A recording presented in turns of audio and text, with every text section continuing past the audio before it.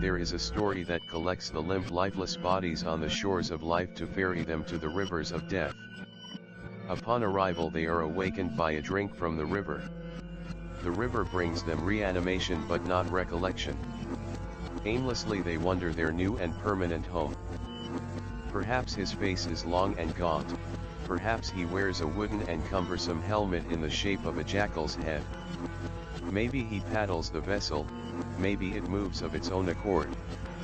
Maybe his paddle is actually a scythe and the waves truly are reeds to be later harvested.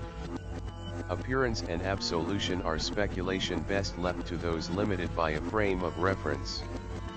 But as an immortal, metaphor is as real as any other sensation. He remains stoic throughout the trip to shore to keep up appearances. No one is ever there to receive him.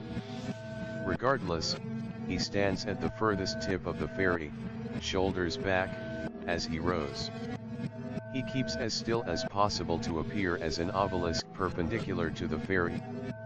Never has he procured a living guest on this shore, but he retains this ominous pose nevertheless. Focusing on his posture is really all he has on such a lonely trip. For he must not think of the familiar faces in the waves. Thoughts such as these are why the return trip is always so terrible. Without the welcome distraction of his passengers, his thoughts wander dangerously, often turning to his misdeed. The one who would cross but did not drink. He could not guess what the punishment for this failure might be. Surrounded yet alone. This used to be reserved as the strange fate of those who drank from this river. However, life is influenced by this place, as much as it is influenced by life, if not more so. The virility of human life was once his motivator. When he took a soul's feelings, it was a cause for great mourning. For even the mundane were robbed by the river of forgetfulness. Quite recently he had noticed though that his unfortunate duty had come to resemble a mercy. That death was viewed as a continuation of meaninglessness, not a beginning to it. Cause and effect work hand in hand, given separation only in reference to time. Outside of time, he had no way of knowing whether the one he drowned had brought forgetfulness to the awake, or if the drowning occurred as a silent rebellion against this new behavior. The difference would be illusory, but the significance was concrete. He was at fault regardless. When he arrived, something was amiss among the fallen. A body like all the others, but with a feel to it unmistakable. This was a likeness of the divine. Sacrilege. Prophecy. What was he observing? He hastily sprawled this creature across his vessel.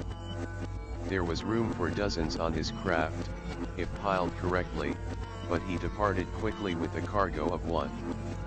Even in death it appeared painfully aware, and he avoided looking back at it for the duration of the trip. Its presence was like a bright lamp, irritating and impossible to ignore. He did his best to seem unaffected by it. Tedious infinity requires what can be referred to as conscientious autonomy, a routine that keeps experience uniform throughout. An upset of this caliber in an otherwise featureless eternity weighs heavily on him. He is frantic upon arrival and at a total loss as to what is expected of him. What sort of test of faith could this be? His motives were confused to say the least, but his actions had the guise of confidence that he had long practiced. He pulled of the limbs quickly so that the skin would tear instead of stretch. Without these the creature's frame seemed unnaturally small.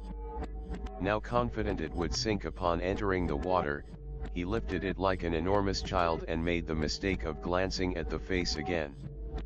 It was now unmistakable that the thing was somehow aware. It was clear now that this incident must never be reflected on or uncovered. It can never be allowed to speak. Its face had the strange properties of a thick tar, and the jaw could be stretched and torn like clay. It was lowered into the water and gently pushed downward. He watched for a moment, horrified it might not sink. A strange bubbling occurred as though the water was in protest. He departed again quickly, eager to get back to his day-to-day obligations. The moment this creature submerged the waters of life would cause it to live eternally and without memory. This is all he could say for sure. All other details would remain unknown to him. What the thing thought about and if it would ever reach the ocean's bottom were merely questions that would drive him to dark places.